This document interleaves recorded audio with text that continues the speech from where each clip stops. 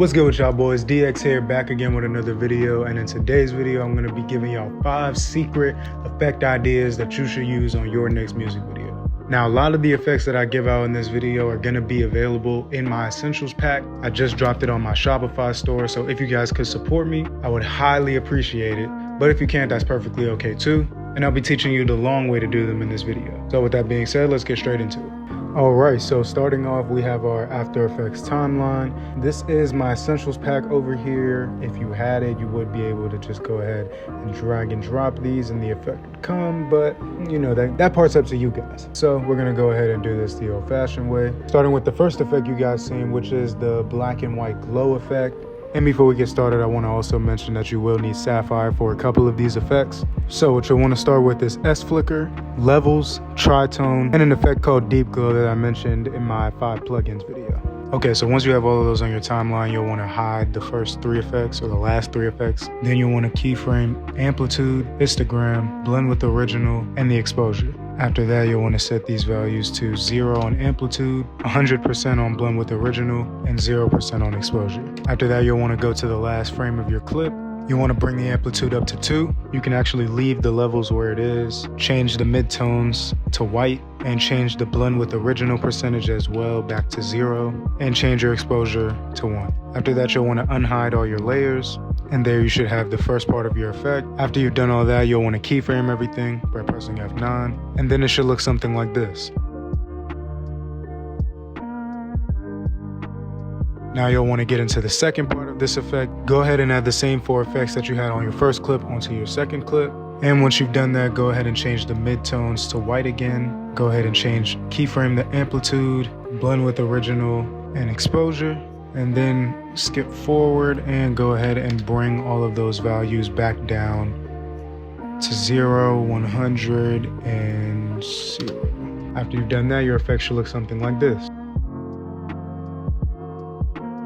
Like I said, everything is very simple. Now on to the next effect. Next, we'll go ahead and do the half screen flash to transition from these 2 clips. First, you'll want to start off by making an adjustment layer, dragging it over top of your 2 clips. Then you want to look for the fill effect and go ahead and drag that onto your adjustment layer and go ahead and change the color of that to white. After you've done that, go ahead and cut your adjustment layer so that there's 3 frames total. Next, you'll want to go ahead and make a layer mask over the adjustment layer using the pen tool. With the pen, you're going to go ahead and select half of the screen.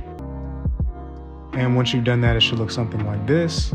Then you'll want to duplicate your adjustment layer, delete the mask from that one, and go ahead and repeat the process. Once you've done that, you should see a completely white screen again. And then you're going to want to delete 1 frame from each adjustment layer.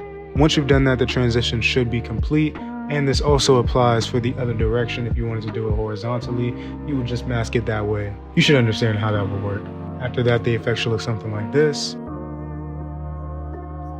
And you can go ahead and duplicate this throughout your timeline to use as any transition that you want. For example, I'll go ahead and put it right here so that we have 2 of them back to back.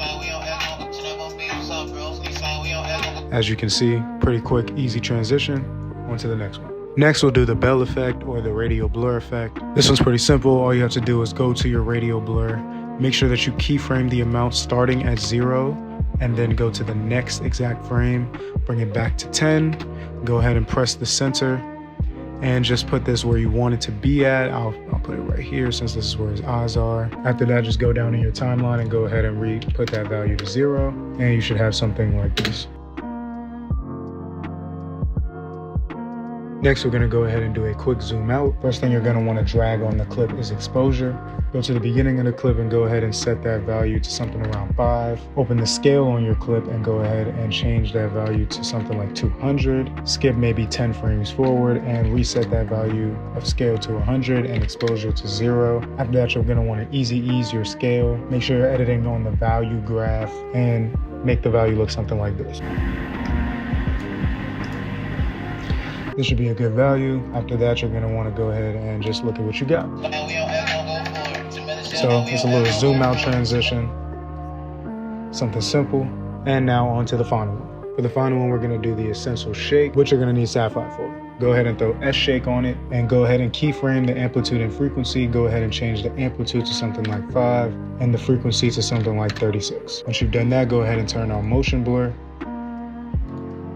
and skip ahead in your timeline to somewhere around right here and bring those values back down to 0. Once you've done that, you're going to want to highlight all your keyframes and easy ease them. After you've done that, go ahead and edit the amplitude.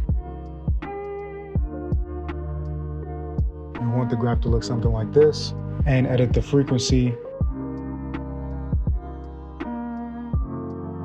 and have the graph follow along those same lines. After that, you should have something like this.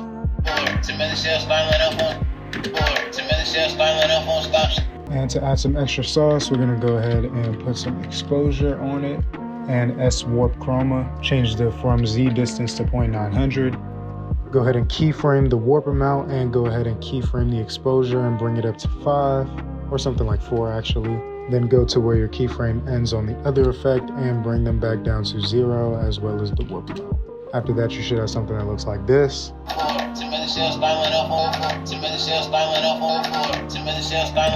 Nice clean shake effect to end off the video. If you guys enjoyed and would like to see more videos like this, go ahead and let me know by leaving a like, comment, and subscribe. And I'll see you guys in the next video. Peace.